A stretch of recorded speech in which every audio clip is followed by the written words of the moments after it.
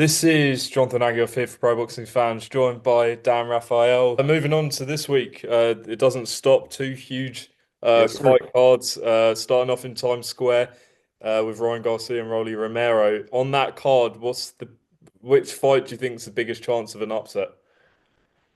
Well, I think that all three of the so-called opponents have a chance to win the fight.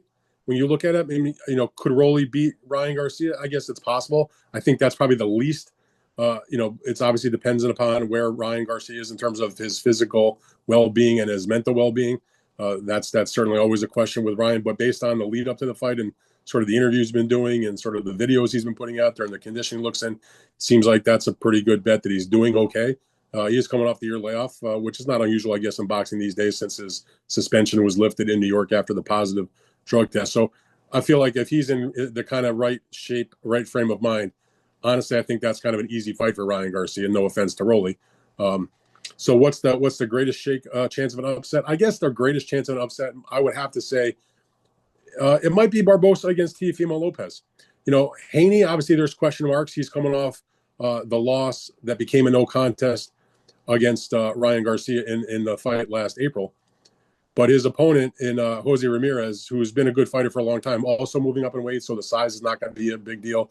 Devaney's got way better speed. Jose is a pretty decent puncher, but not like a devastating puncher. He does have a good left hook, which was obviously the punch that gave Devin a lot of problems against Ryan Garcia. But I feel like Haney's skill wise is just better. He's still a fresher fighter. That to me seems like a fight that, if it goes a distance, you see Haney win the fight, 8-4 or something like that.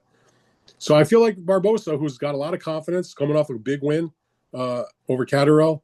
Teofimo Lopez at times has looked sensational. Other times even when he's won, he's kind of looked, very blah. So he's a guy that you really can find maybe on an off night. And the other guy, Barbosa, who's hungry and pretty good, rises to the occasion. That has a chance. I'm not saying that he's going to win the fight. You asked me which has the best chance of an upset. If you made me pick like you are, I would think that Barbosa over Teofimo would be the greatest prospect for an upset. And then obviously this fight is in Times Square, which is it's fascinating to see how this is going to work. Have you reached out to anyone? Do you have any understanding of how? No one's. I've asked, and nobody seems to either want to say or have the exact details. Now, they have had events in Times Square. Obviously, every New Year's they have the dropping of the ball in Times Square, and it's an event that draws literally 1 million people. And around that they do concerts and things like that. If you ever watch like our morning news programs, like the Today Show has a concert series they do in Times Square in the mornings, and there's an area where they can set up things like that. It will be closed down, an area of it. They'll set up stands. It's not open to the public in the sense that people can buy a ticket, so it's a limited seating capacity. Supposedly, it's like the fans, if you will, are going to be like a few hundred invited people to do it. So if you want, I guess you can, if you're in Times Square and you want to see the fights, you may not be able to be within that confined area where the ring is. But apparently, they have purchased the time on all the zillion video boards around Times Square that are off on all the buildings, and they'll be showing the fights. So people could theoretically like stand there and look up and watch that. And also, I guess you would hear, whatever crowd noise there would be. But yeah, it's a very interesting thing. I have no idea how they're going to do that because remember, it's not just about setting up a ring and putting guys in and having the fight. You have to have an area for the commission. You have to have an area for the media. You have to have an area for the fighters and their teams' dressing rooms, restrooms. You have to have an area where they can do, changing rooms, have the paperwork get done. Obviously, it's a tremendous production in terms of television. So you need the equipment and the trucks and all the things that go along with that. So it's a complicated endeavor. And it has yet to be really, I think, fully outlined to anybody other than the nice artist renderings I've seen that have been posted on social media. So I think it's going to be a surprise for a lot of people when they show up and see how it works. I hope it's successful. I don't know if you're going to be there on Friday night, but if not, I'm sure you're looking forward to hearing your old pal Jim Lampley back on the blow by blow. Most definitely. I mean, Jim Lampley to me is the greatest blow-by-blow announcer in the history of boxing. It's not a disrespect to anybody else. There's been plenty of great blow-by-blow guys, but to me, Jim is second to none. He is the GOAT, no doubt about it. He hasn't done a fight in 6.5 years, I guess, since the final HBO boxing event that took place at the end of 2018, I want to say, and it's going to be great to have him back on the horse. I've talked to Jim since he's been hired to do this event. Jim has been a friend of mine for probably 25 years, and we talk all the time. Even when he wasn't doing boxing events, so I know how much he's looking forward to this.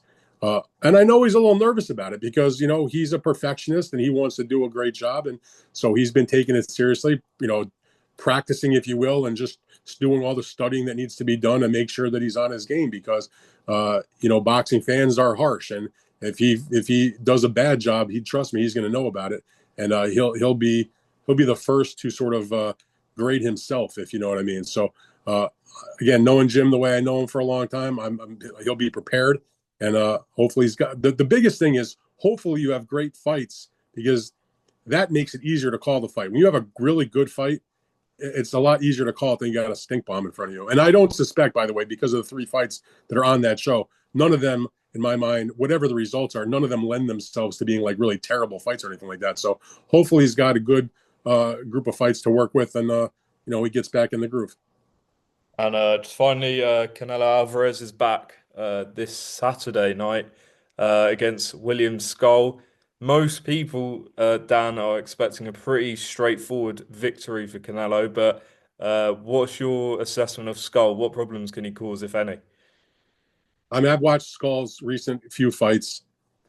He does have some technical ability.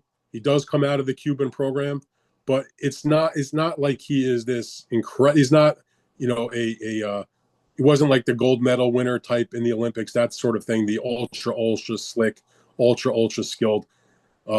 There's really nothing in terms of what he's done as a professional, even in his victories that have been overwhelming. Like, for example, when he won the vacant IBF title that they stripped from Canelo because he didn't want to fight Scull, who was unknown to everybody, because he had a much better, bigger fight to do instead. And so therefore he lost his undisputed status.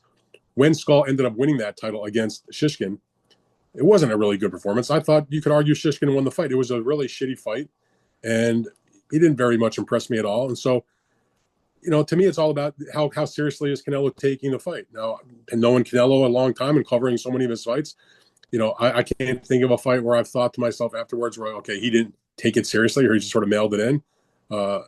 But again, when you take a look at the type of opponent he's fighting, Canelo's fought so many top fighters, even the fighters that weren't necessarily guys that were given a big chance to beat him, let's say, take like a Munguia or a Berlanga, which are the 2 recent fights. At least they came with reputations. They came with some fan bases. They came with some spice behind them. So he was paying attention. Scull comes with none of that. He comes with 0 fan base. He comes with 0 recognition. So if Canelo's not taking it seriously, a guy with the skill level and the experience that Scull has may cause him some problems. But like you said, it should be pretty straightforward.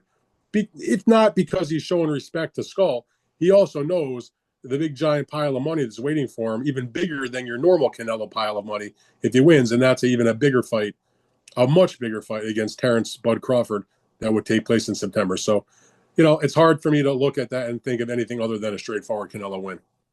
Just finally, Dan, obviously it was reported that Jake Paul and Gervonta Davis would have fought had the That was my report. Thank you very much. reported by Dan Rafael. Tank 100% accurate, by the way. Right. So that was obviously you reported that, and my understanding was because of the draw between Tank and Roach, that sort of scuppered plans. Eddie Hearn came out this week, and he said that he's heard that it's going to be back on in November. What are you hearing on this, and also on the Tank Roach rematch? Well, the fight between Jake and Gervonta Davis, had it occurred, if he had defeated Roach in their fight, would have been an exhibition fight, and they would have definitely gone through with that. I mean, it wasn't done or signed, but it was way down the road, and both sides were on board to get everything wrapped up. And whatever your thoughts about it, it certainly would have been something that would have generated a lot of interest. Since that happened and the draw occurred with Roach and Tank, Tank had the right to a rematch in the event of a loss or a draw. He exercised that right. So again, this is not me like saying source to said. This is both camps, the Roach camp and the Tank camp, telling me and maybe others that they are both have the deal is done. It was obviously it's a lot of the terms were already agreed to in the original contract, so there was really nothing to discuss.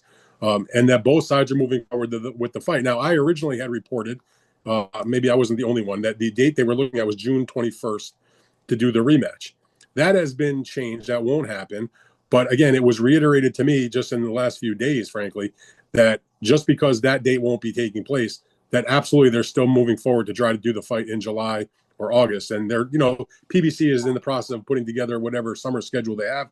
They've got other fights they're looking at. One of them might be possibly a Barrios and a Pacquiao fight, that type of thing. And Jake Paul obviously just announced his next fight, which is against Julio Cesar Chavez Jr., which is taking place as a pay-per-view. If I'm off the top of my head, I want to say, what is that, June 28th, I think it is. Yeah, I believe 27th, but yeah. June 27th. So anyway, the thing about it is, if so, Jake fights in late June.